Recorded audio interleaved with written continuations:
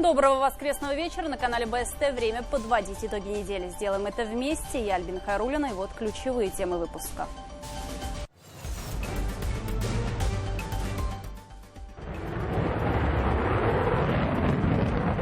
Башкирия набирает высоту на Максе. Пожарный вертолет из Кумертау выходит на международный рынок. Поисковые беспилотники заводят в Башкортостан. Мы здесь провели переговоры с вертолетами России. Сейчас пытаемся, и я полагаю, что я прям боюсь сглазить. Артур Шамсудинов разузнал, какой еще ход конем подготовили наши авиастроители. Билет с прививкой в кино, автобусы и салоны красоты теперь только после проверки документов. Пользы от вакцинации гораздо больше, чем вреда. А тех, кто без вакцины, Минтруд разрешил отстранять от работы. Как ее не лишиться, а в отпуск попасть в санаторий, знает Лилия Курбанова. Музыкальный фонтан из озера и амфитеатр в центре Уфы. Сегодня мы открываем улицу. Первый такой важный шаг для этой части города. И Советская площадь станет пешеходной, а у Кашкадана будут причаливать лодки. Новые зоны отдыха подготовят к осени. Это будет совершенно замечательное озеро с хорошей набережной, с хорошей прогулочной зоной, со множеством спортивных объектов. Медали из деталей телефона, кровати из картона. Целиком сделаны из картона. Олимпиада в пандемию без зрителей, с нашествием устрицы и изнурительной жарой. О мерах безопасности и наших надеждах на награды в Токио. Намного приятнее завоевывать медали в команде, так как радуешься не ты один, а радуется целая команда. Как обустроились башкирские атлеты, расскажет Юлия Паршина.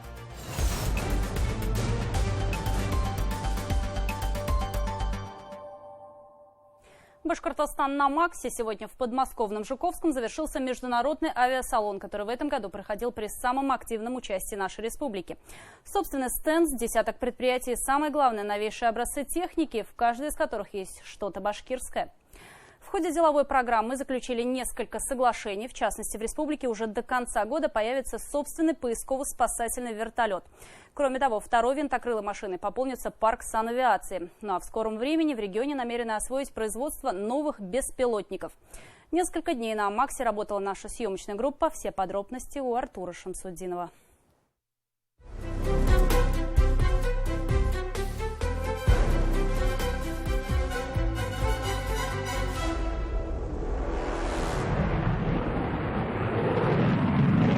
От звука двигателя закладывает уши, от фигур высшего пилотажа в небе кружится голова. Вот она, самая громкая во всех смыслах этого слова премьера последних лет. Самолет пятого поколения Су-57, выступление которого пропустить невозможно.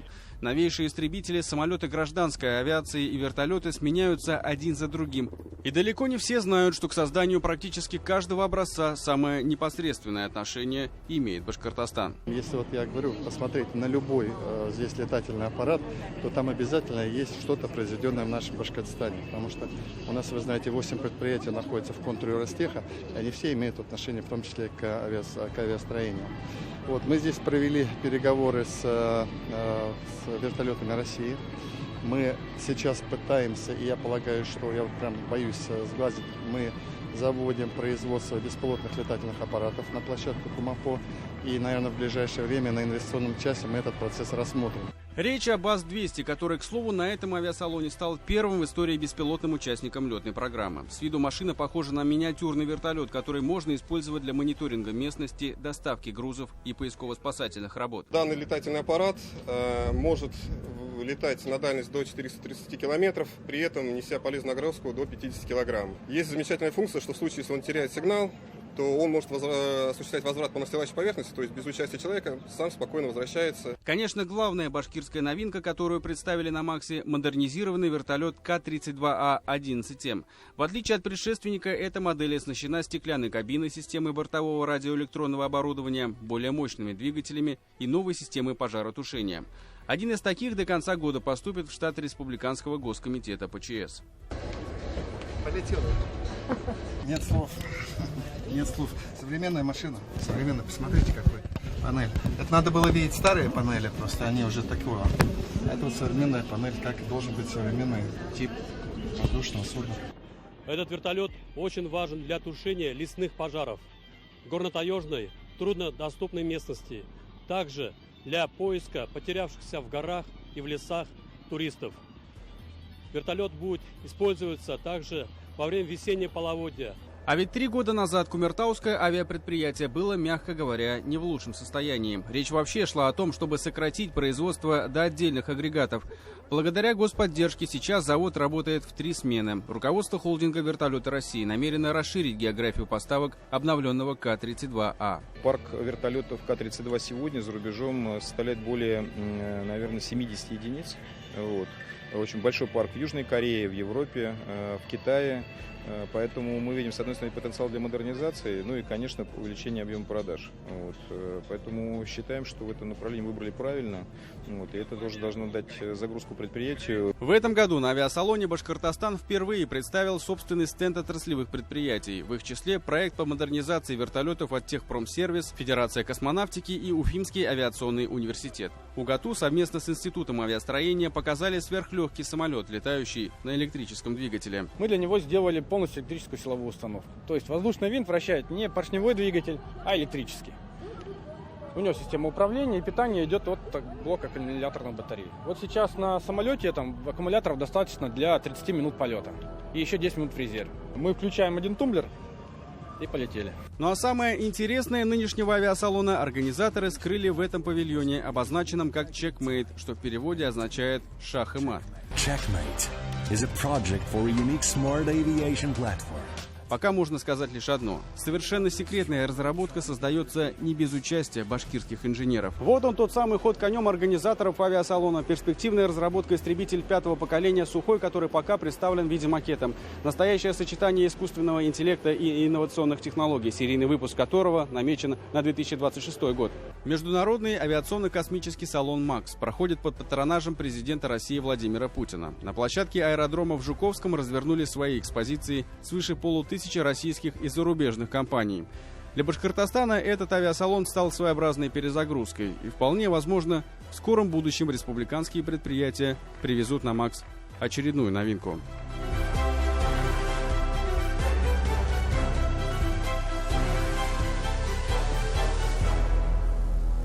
Артур Шамсудинов, Роберт Давлетбердин и Булат Магданов. Итоги недели. Московская область, город Жуковский.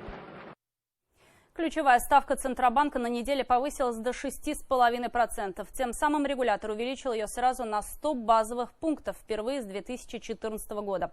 Так Центробанк реагирует на ускорение инфляции. Этот шаг должен сдержать рост цен на товары и услуги в России. Повышение ставки приведет к росту процентов по вкладам. Вместе с тем менее доступными станут и кредиты. В республике продолжаются восстановительные работы после стихии. От удара электрического разряда сгорели 3 дома. Пожары вспыхнули в селе Иглинов, в поселке Нагаево и в Шакше. От ураганного ветра пострадали 11 районов республики. Так, в деревне Нижний Алагуват в Стерлибашевском районе шквалистый ветер повредил кровлю школы. В Давлекановском от непогоды пострадали крыши 3 частных домов, как и в Ургазинском районе. В Иглинском сильный ветер сорвал крыши школы, детсадов. Стихия повалила деревья, пообрывала линии электропередачи. Подача света до сих пор восстановлена не везде. В некоторых домах нет воды, на месте развернут штаб, составлен план по устранению последствий. Мне наша соседка позвонила, сказала, что у нас дом снес весь ураган, а отец у меня в гостях был. Мы курбан делали. Потому что если он дома был бы, его живых не было бы уже среди нас. Вся дорога перекрыта была равностилом. Все дрова здесь перекрыта дорога была. Света нет. Кирпича вот здесь валяются. Дома все сломано, все снесло. Весь мебель мокрая. Между тем, ребенок, на которого во время урагана обрушилась крыша торгового центра в Бешбуляке, по-прежнему находится в реанимации. Состояние 14-летней девочки остается стабильно тяжелым. Школьница подключена к аппарату ИВЛ. По данным Минздрава, проводится все необходимое лечение. По факту случившегося следователи возбудили уголовное дело об оказании услуг, не отвечающих требованиям безопасности. Синоптики Башкирии сообщают о заметном похолодании. Столбики термометров уже сегодня ночью опустятся до 5 градусов. Днем по-летнему будет тепло, но уже не жарко. Температура воздуха будет колебаться от 19 до 24 градусов, что ниже нормы для последней недели июля. Существенных осадков не прогнозируется. Сегодня в Токио первую золотую медаль нашей команде принесла Виталина Бацарашкина в пулевой стрельбе. Есть также серебро в стрельбе из лука, а еще российские раперистки Инна Дереглазова и Лариса Коробейникова завоевали серебряную и бронзовую награды. К сожалению, представительнице республики Аделине Загидуллиной не удалось пробиться в четвертьфинал олимпийского турнира. В 1/8 она уступила представительнице Канады Келли Райан. Зато Алсу Миназова пробилась в полуфинал по гребному слалому. Нынешние игры разительно отличаются от предыдущих. Во-первых, из-за коронавируса на год отложены. Во-вторых, проходят без болельщиков. В-третьих, местные жители совсем не рады проведению главного спортивного форума. Как бы то ни было, Олимпиада стартовала. О башкирских спортсменах в составе сборной России расскажет моя коллега Юлия Паршина. Складываю обстановку. Мы приехали в Олимпийскую деревню. Нам дали вот такие ключи. Тут написано, какой блок, комната и так. Рум-тур в олимпийской деревне и картонные кровати. За кадром Алсу Миназова. Спортсменка из Башкортостана показывает свой номер. Японцы сумели удивить, а игры 2020, скорее всего, войдут в историю как самые экологичные. Кровати для атлетов из плотного перерабатываемого картона. Современный и технологичный пластик пригодился в изготовлении матрасов. Олимпийский факел создали из переработанного алюминия, а пластиковые отходы пригодились при сооружении постаментов. Но самое интересное – это медали. Металлы, используемые в мобильных телефонах, стали частью наград для победителей-призеров соревнований. Жители Японии приносили свои гаджеты в оргкомитет игр. Из 6 миллионов устройств извлекли 32 килограмма золота. 70-тысячный стадион без болельщиков, без полноценных составов команд, но по 2 знаменосца с новым девизом «Быстрее, выше, сильнее, вместе». В борьбе, кажется, уже не только спортивной, но и против COVID-19. В числе немногих российских спортсменов, которые смогли принять участие в церемонии открытия, башкирские раперисты Аделина Загидуллина и Тимур Сафин. 5-й год олимпийского цикла для ребят стал серьезным испытанием. Аделина Загидуллина, 2-й номер российского рейтинга после Инны Дереглазовой, едва справилась с травмами. И после года тренировок и соревнований внутри страны приняла участие в единственных международных стартах в Дохе.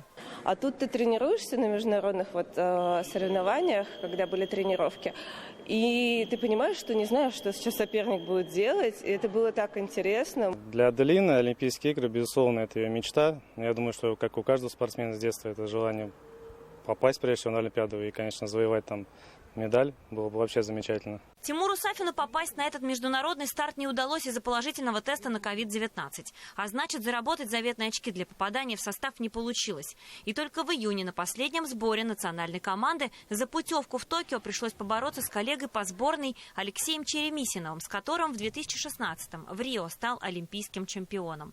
Практически один укол решил исход встречи. И вот Тимур Сафин выступит в Японии, но только в командных соревнованиях. И это намного приятнее завоевывать медали в команде, так как радуешься не ты один, а радуется целая команда. И это намного приятнее, когда после соревнований спортсмены делятся впечатлениями, радостными эмоциями. Еще 3 представителя Башкортостана выступят в олимпийских соревнованиях гребного слалома и гребли на байдарках и каноэ. Республику представляют параллельным зачетом. Оно и понятно. Башкирские тренеры готовы помогать спортсменам на первых порах, ставить на ноги, но потом для дальнейшего роста отдают, к примеру, Московской области. Там есть гребной канал. Так получилось и с Алсу Миназовой. Дебютантка игр родом из Илишевского района. После переезда в Уфу увлеклась гребным слаломом. Иногда жила у тренеров, пока родители перебирались в столицу. Не бросила спорт даже после категоричных условий от семьи учиться только на отлично. И вот путь от канала в Энорсе до Токио преодолен. Пройти путь от Энорсовского, Уфимского нашего канала до Олимпийских игр, наверное, помогло в какой-то мере любовь к этому виду спорта. Конечно же, поддержка моих родителей, тренеров моих первых, которые со мной работали. Многократный чемпион и призер чемпионатов Европы и мира по гребле на байдарках и каноэ Александр Сергеев отобрался на игры планово, пройдя все этапы отбора. А вот Варвара Баранова удивила, заскочив в состав олимпийской сборной в последний момент. Ребята пока не в Токио, они готовятся во Владивостоке. Благодаря стабильному участию представителей Башкортостана в соревнованиях по гребле практически решен вопрос строительства специального комплекса. Об этом в интервью нашему телеканалу рассказал министр спорта Башкортостана Руслан Хабибов. Он будет построен у нас в Энорсе. Строительство начнется в следующем году. В этом году мы уже подготовили всю необходимую документацию. И мало того, мы привлекли порядка 250 миллионов федеральных средств на строительство этого канала, строительство в первой очереди. Но не только спортсмены представляют республику на играх в Токио. В составе тренерского штаба волейбольной сборной России работает главный тренер уфимской команды «Урал» Игорь Шулепов. Ну, это другие соревнования. Все мечтают сюда попасть и показать максимальный результат. Поэтому достаточно, на мой взгляд, было тяжело. Опять же, в первый день всегда достаточно сложно, пока команда вкатится в турнир. Да. Олимпийские игры только начались. Как обычно, на долю спортсменов выпадает много испытаний. Это изнурительная жара, в результате которой участники получают солнечный удар прямо на старте. Или нашествие устриц на гребной канал едва не срывает соревнования. Но даже такие неприятности не останавливают спортсменов на пути к олимпийским наградам. Юлия Паршина, Роза Хабибуллина, Станислав Птица. Итоги недели. О победах и поражениях продолжим разговор на телеканале БСТ в понедельник в прямом эфире в специальном выпуске программы «Уфа-Токио. Олимпиада-2020». Начало в 19 часов.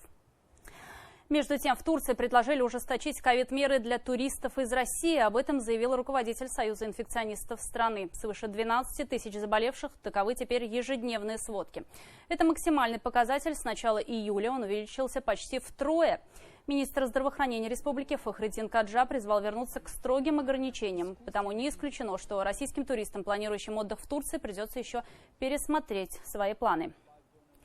В республике же от коронавируса скончались еще 6 человек. Прирост заболевших за последние сутки составил 248 пациентов. Еще у 128 жителей региона диагностирована внебольничная пневмония. Уклоняющихся от прививки без уважительной причины могут отстранить от работы. Соответствующую рекомендацию опубликовал Минтруд России совместно с Роспотребнадзором.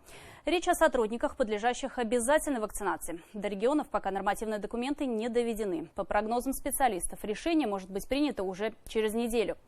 Сейчас полным ходом идет прививочная кампания. Мобильные пункты разворачивают на предприятиях и даже приезжают прямо на огороды к садоводам. Подробности у Лили Курбановой. Пункт вакцинации находится по адресу улица Мельничная, дом 1. Садоводы Мельничного о вакцинации узнали прямо на огородах. Мобильный пункт развернули на въезде в СНТ. В расписании между прополкой и поливом грядок нестандартная для сада процедура – прививка. Для себя решил, что буду делать вакцинацию. Тоже все это изучал в интернете, смотрел и по телевизору разные мнения, да. И для себя решил, что пользы от вакцинации гораздо больше, чем вреда. Показатели у вас в норме? Рецепт у каждого свой. Медики перед прививкой проверяют состояние сотрудников завода. В соседнем цехе в это время румянится свежий хлеб. В мобильный пункт вакцинации работники завода попадают почти не отходя от производства. Сейчас в компании привито более 200 человек. Это больше половины штата. Для работы нужно, чтобы работать нормально, чтобы жить нормально. Я считаю, что вакцинация очень важна, особенно для нас, потому что мы работаем ближе всего к людям, к потребителям. Привившиеся получают еще и денежное вознаграждение. На Белорецком комбинате решили таким образом ускорить вакцинацию и добиться коллективного иммунитета. Будет выплачено и тем, которые до этого привились, то есть все работники комбината, которые произвели прививку, они получат по 500 рублей денежного вознаграждения. Не хочу болеть, так как очень много знакомых. Тяжело очень болела. Хочу облегчить врачам работу, потому что они бедные там уже задыхаются в такую жару в СИЗах. Чтобы хотя бы у них на одного пациента, надеюсь, будет меньше в моем лице. Вакцинированные работники тепличного комбината больше отдыхают. В Янауле привившиеся сотрудники получают 2 оплачиваемых выходных дня. Чтобы человек спокойно мог отдохнуть, если какие-то легкое недомогание и так далее, он должен прийти в себя и спокойно выйти на работу. Этот день, он не добавляется к отпуску, он обязательный день на следующий после вакцинации. Минтруд России опубликовал рекомендации. Людей, отказавшихся от прививки без медицинских показаний, могут отстранить от работы на период эпидемиологического неблагополучия. Ранее Минобр республики рекомендовал учителям Башкортостана успеть вакцинироваться до 1 сентября. В случае отказа без медицинских показаний сотрудника, вероятно, не допустят до учебного процесса. Вакцинация преподавателей – это не только безопасность учеников, сами работники образования в зоне риска. Я уже давно заметила, что я подхватывала вирус от студентов. И причем они вот буквально день-два, они приходят совершенно здоровые, а у меня это там опускается, и температура, и вот недели полторы-две. Я думаю, ну сколько же можно заражаться? Студентов я спрашивала, говорю, есть ли привитые? Студентов привитых вот весной вообще ни одного не было. В Уфе прошло заседание оперативного штаба по недопущению распространения коронавируса в Башкортостане. Глава республики отметил, около 80% смертности от COVID-19 и его последствий приходится на возрастную категорию 65+. Поэтому власти намерены увеличивать темпы вакцинации от коронавируса, особенно среди пенсионеров. Привиться надо, чтобы не болеть, не заразить других. Страшно, наверное, я больно-то не гуляю. Больше нахожусь дома. Стабильно. Каждый день проходит около 200-300 человек. Очень активизировалась молодая часть населения. Вот пожилых тоже очень много. Пенсионеры приходят и с удовольствием прививаются. И когда их спрашиваешь о их реакции на первую вакцинацию, обычно говорят, что может быть небольшая температура, то есть кто-то вообще не почувствовал, но серьезных каких-то осложнений никто не рассказывал. Те, кто вакцинируется в Конгресс-холле, еще и получают после прививки вот такой вот флаер. Может стать обладателем одной из путевок в санатории республики. Розыгрыш пройдет в 3 этапа. Первых счастливчиков определят уже через неделю, 31 июля. Путевки в санатории, выходные, денежные вознаграждения – все это дополнительные бонусы. Ну а главные, гарантированные, получают все. Это антитела. Лилия Курбанова, Азалия Гайнуллина, Наиль Гайнуллин, Роберт Давлетбердин. Итоги недели. С понедельника в Башкирии начнут действовать новые антиковидные запреты. С завтрашнего дня посещение кафе и ресторанов возможно только при наличии сертификата о вакцинации, отрицательном ПЦР-тесте или справки о противопоказаниях к прививке. Те же ограничения касаются салонов красоты, фитнес-клубов, бассейнов, санаториев. Не пустят в студенческие общежития, а также не продадут билет на междугородние автобусы и скоростной поезд «Орлан». 400 рублей оценили жизнь таксиста в Дюртюлинском районе, где двое сельчан расправились с водителем. Предполагаемый убийца сейчас в больнице, его подельник в СИЗО. Наш корреспондент Радмир Знабаев побывал на месте преступления и провел собственное расследование.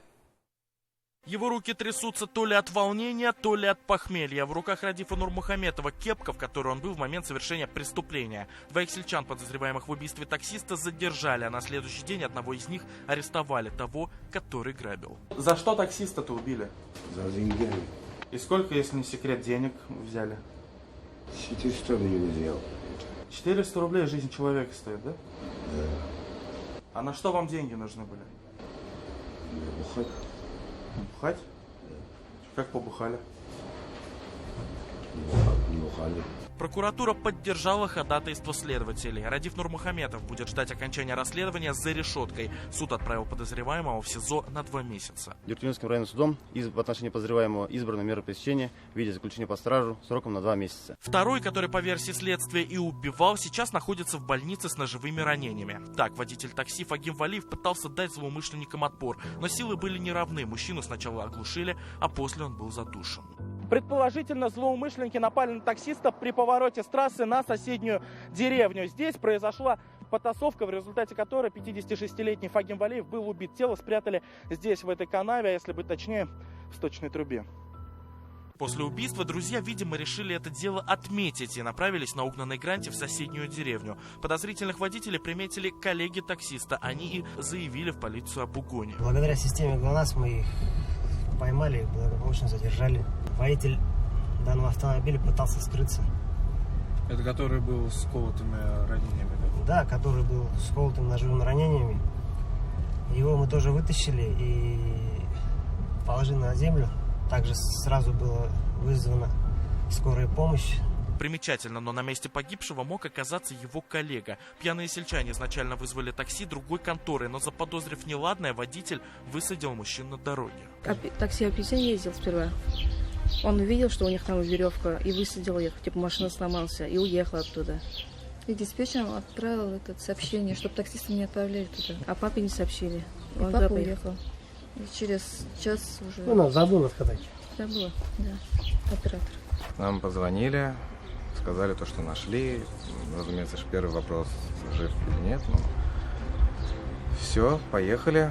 Когда уже мы приехали, там, получается, было где-то 5-6 полицейских машин. Известно, что подозреваемый в разбойном нападении Радиф Нурмухаметов ранее был судим за кражу и еще не успел погасить судимость. А его подельник, 27-летний Денис Калимулин, ранее был обвинен еще и за угрозу убийством. Подозреваемый в убийстве таксиста в настоящее время находится в больнице в состоянии средней тяжести. Следователям в суд направлено ходатайство об избрании ему меры пресечения в виде заключения под стражу, которое будет рассмотрено после получения медицинского заключения о возможности его содержания в условиях следственного изолятора. Убитого таксиста похоронили в родной деревне Исмаилово. Проститься с мужчиной пришли десятки людей, только самые близкие. У Фагима Валеева остались жена, 2 дочери и пожилая мама на инвалидной коляске. Радмир Азнабаев, Азамат Мухамедшин и Вадим Фазлидинов. Итоги недели. А теперь время новостей короткой строкой. Дайджест происшествий недели от Эмиля Басареева. В Учелинском районе разбился дельтапланерист. Трагедия произошла сегодня утром. Дельтаплан без мотора упал на горе Кумас на расстоянии 5 километров от Старобайрамгулова. В результате происшествия погиб 50-летний житель Екатеринбурга. Следственный комитет проводит проверку. 5-летний ребенок разбился насмерть, выпав из окна. По предварительной информации, девочка упала с высоты 15-го этажа. Трагедия произошла у дома номер 25 по улице Набережной реки Уфы. Как выяснилось, девочка была дома одна. Малышка облокотилась на москитную сетку и сорвалась вниз. На уфимских полицейских завели уголовное дело. 2 оперуполномоченных отдела по контролю за оборотом наркотиков искусственно завышали показатели своей работы. Под видом проведения оперативно-розыскных мероприятий они доставили в отдел Уфимку и под угрозой привлечения ее к уголовной ответственности потребовали положить к себе в сумку переданный ими пакетик с наркотическим средством. Затем, подделав документы, они возбудили в отношении нее уголовное дело. Полицейские уже уволены со службы. На реке близ Сибая массово погибла рыба. Около 7 тысяч толстолобиков и белых амуров всплыли кверху брюхом. Фотографии с водоема появились в социальных сетях. Местные жители решили, что это из-за экологической катастрофы. Специалисты же отметили, что, возможно, замор произошел из-за жаркой погоды. Отмечу, что погибла рыба, которую уже 3-й год выпускают в реку, чтобы сохранить экологический баланс.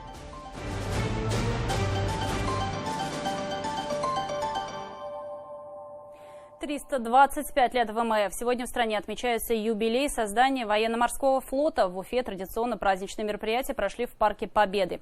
Здесь установлена рубка подводной лодки, где выбиты имена военнослужащих из Башкортостана, погибших при исполнении воинского долга. На этом месте в последнее воскресенье июля из года в год встречаются боевые товарищи. В рядах ВМФ России службу прошли десятки тысяч уроженцев республики. И для многих из них дата является семейным праздником. На каком корабле довелось служить? СКР «Ладный», 30-я дивизия надводных кораблей Черноморского флота. Впечатления незабываемые. Люди, с кем служил, они становятся братьями. Мы с ними до сих пор общаемся, поддерживаем связь, встречаемся, дружим с семьями. У нас на корабле служили 11 национальностей. Вот, с Москвы. Ахмадеев, Юлай, Рамиль, Булатов. Вот мы вместе дружно служили. Мы каждый год вместе встречаем с таким экипажем, с командиром, с матросами. Это прекрасный праздник. В торжественной обстановке активистам морского собрания вручили благодарственные письма Госсобрания Республики, а также юбилейные медали в честь знаменательной даты. За всю историю ВМФ более 30 уроженцев республики стали адмиралами. Немало и тех, кто внес вклад в развитие отечественного флота. На борту атомной подлодки «Ленинский комсомол», которая впервые в истории прошла подо льдами Арктики к Северному полюсу, было 2 наших земляков. Это Ахмеров Тимургазык Ибраевич, представитель Федоровского района, и Игорь Николаевич Бякишев, он проживает в Бакалах 1939 года. Экипаж и матросы, личный состав был награжден медалями за отвагу. Вчера буквально сообщили о том, что в Санкт-Петербурге в военно-морскую академию поступил еще один наш земляк. То есть мы вчера получили еще одного курсанта, будущего офицера военно-морского флота, уроженца нашей республики. Он выходец из города Мелеуз. В Уфе Советская площадь и прилегающая к ней территория может стать пешеходной по выходным дням. Проработать возможность ограничить движение транспорта поручил Ради Хабиров. К 1 сентября основные этапы благоустройства исторического центра Уфы должны быть завершены. Осенью планируется открытие после масштабной реконструкции еще одной зоны отдыха в Уфе – парка Кашкадан. Подробности у Екатерины Тимиряевой. Открываем. Сегодня у нас, Ради Фаридович, техническое открытие. Осмотр реконструированной улицы Советской глава Башкортостана начал с площади перед главным корпусом Башкирского государственного педагогического университета. В День знаний студенты ее не узнают. Здесь появился амфитеатр – сиденье для зрителей, которым будет удобнее наблюдать за мероприятиями. Проезжая часть для автомобилей стала уже, а для пешеходов – шире. Также установили современные скамейки прямо под деревьями. Эта улица у нас будет односторонняя. Она как будет туда? Она будет от Октябрьской революции до улицы Пушкина. Сделали желтую разметку для того, чтобы нельзя было здесь останавливаться.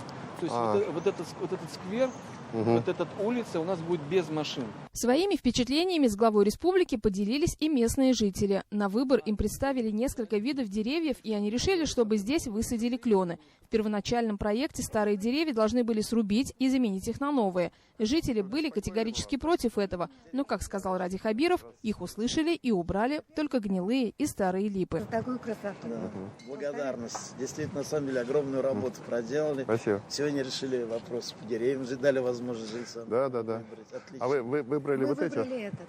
Думаете так? Также руководитель региона осмотрел сквер перед музыкальной школой номер 1 и Советскую площадь. Как сказал Ради Хабиров, стиль и дух уже сформировались, скверы стали правильно оформленными. Проведена работа с коммуникациями, построены ливневки, установлены светильники и скамейки. Получилась современная зона отдыха. В будущем здесь появится памятник легендарному комдиву 112-й башкавдивизии Минигалише Муратову. А что с памятником Минигалише Муратову? Мы же выбрали уже памятник Салаватом Щербаковым, так? И скульптор. Да, скульптор. Значит, работы немножко остановились из-за того, что мы решили памятник украсить некой колоннадой. Сейчас ведутся проектные работы по этой колоннаде. Сегодня мы открываем улицу. Первый такой важный шаг для этой части города. И уже вторым этапом будет Советская площадь. Мы знаем, что это большие преобразования. Вообще серьезный такой, наверное, смелый ход. Освободить город, территорию от парковок и отдать ее горожанам, отдать ее жителям. Также глава Башкортостана провел совещание по благоустройству территории Уфимского парка Кашкадан, который реконструируют с 2019 года. Строители вычистили и углубили озеро Кашкадан, проложили ливневую канализацию, озеленили территорию вокруг. По периметру водоема установят пирсы с причалом для лодок, зонами отдыха и площадкой для рыбной ловли. Также на берегу появится песчаный пляж, а в центре озера заработает светомузыкальный фонтан. В конечном выражении мы договорились, чашу сделали, все это мы сделали. Вокруг вот эти все, как мы договорились, с выводами, там, с пирсами, с поручнями красивыми. Вот это все мы делаем, так? Это уже делается. Я хотел просто спросить еще. Очень важно, чтобы ночью, когда вот люди гуляют, там, я не знаю, больше, чтобы вот эти пирсы, они там, маленькие были, горели. Потому что, представляете, когда вот сверху смотришь на это, и вот ночью это горит, это очень красиво. Это будет знаковый объект для всего города. Он будет сопоставим с набережной, которая находится на реке Белая. Это будет совершенно замечательное озеро с хорошей набережной, с хорошей прогулочной зоной, со множеством спортивных объектов, со множеством объектов питания. Сегодня работает около 70 человек. Мы идем в сроках, мы идем в том режиме, который запланировали, в том графике, который есть. Напомним, ранее руководитель республики Ради Хабиров поручил завершить работы в парке Кашкадан до 11 октября текущего года. Также глава Башкортостана отметил, что необходимо создать условия для реализации предпринимательских инициатив. Екатерина Тимиряева, Артур Ханов, Роберт Давлетбердин, Виктор Демидов. Итоги недели. Сразу 4 сложнейшие операции в прямом эфире провели на неделе в республиканском онкодиспансере. Мастер-класс показали ведущие профессора-онкологи. Ассистировали питерским врачам наши доктора. Такой обмен опытом должен помочь республиканским специалистам увеличить количество проводимых малоинвазивных вмешательств. Из операционный репортаж Айгуль Хатыповой. Медленно и аккуратно врачи пробираются к пораженному раком органу с помощью разряда электрического импульса, рассекая и тут же прижигая ткани. Сразу 4 сложнейшие операции провели в онкоцентре в одно и то же время. И все это в прямом эфире. Мы приехали действительно поделиться опытом лечения с данными подходами, данной локализации.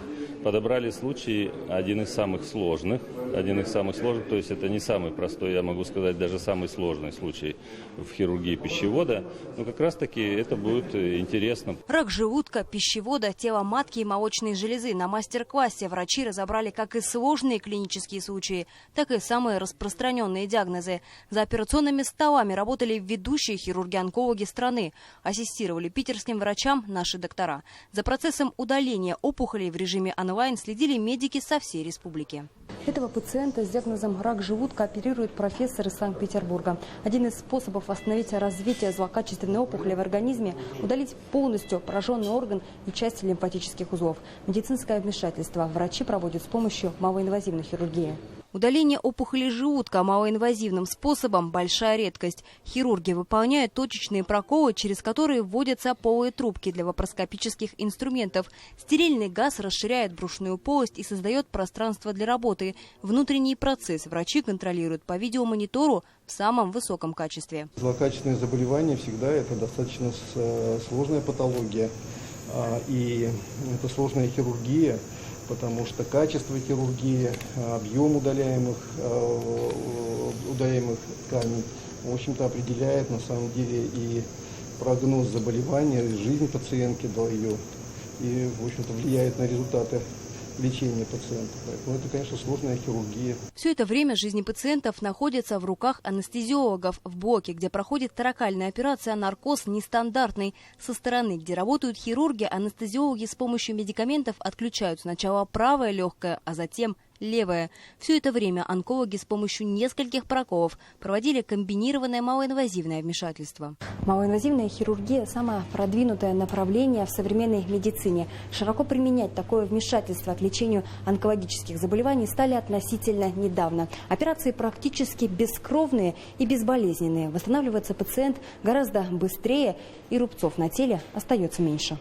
Малоинвазивный подход сейчас очень активно применяется при лечении многих опухолей, но вот хирургия рака желудка пока до конца, лапароскопическая хирургия рака желудка пока до конца не изучена, поскольку она технически очень сложна, требует дорогостоящего оборудования, требует сработанности бригады, и далеко не во всех центрах нашей страны эту технологию применяют. Совместные операции и мастер-классы – все это делается для того, чтобы повысить уровень знаний местных хирургов-онкологов. В течение года планируется проведение не менее 4 таких мероприятий. Это уже второе, поэтому во втором полугодии будем дальше усиливать нашу службу знаниями. Из 7 тысяч операций, которые ежегодно делают в республиканском онкодиспансере, примерно 50% сейчас выполняют эндоскопическим методом. Малоинвазивная хирургия позволяет достигать максимальных результатов с минимальным повреждением тканей и органов. Ведь перед онкологами стоит задача не только спасать пациентов, но и как можно скорее ставить их на ноги. Агуль Хатыпова, Роберт Давлетбердин, Родион Матвеев. Итоги недели. Хоккейный клуб «Салават Юлаев» начал продажу абонементов на игры нового сезона КХЛ. Как уточняют в клубе, абонементы дают право приоритетной покупки билетов на матчи плей-офф по более выгодной стоимости. Также болельщики могут получить бонусы, программ лояльности и особые условия при продлении на следующий сезон. Купить абонемент в настоящее время можно только на сайте клуба. Его стоимость начинается от 5400 рублей. Отмечу, «Салават Юлаев» первый матч нового сезона сыграет в Астане 3 сентября. Соперником юлаевцев станет хоккейный клуб «Барыс». Такой выдалась уходящая неделя. Сразу после итогов смотрите специальный репортаж Юлии Нигматуллиной. Ну а далее программа «Республика Лайв». Речь пойдет об участии республики на Авиамаксе. До встречи в эфире.